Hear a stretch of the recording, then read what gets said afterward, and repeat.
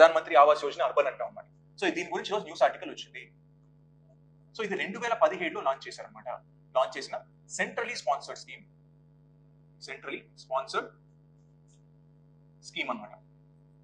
అంటే centre state share చేసుకుంటాయి 60:40 75 మిగిలిన 25 రేషియో అనేది వాళ్ళు డిసైడ్ చేసుకుంటారు అనమాట.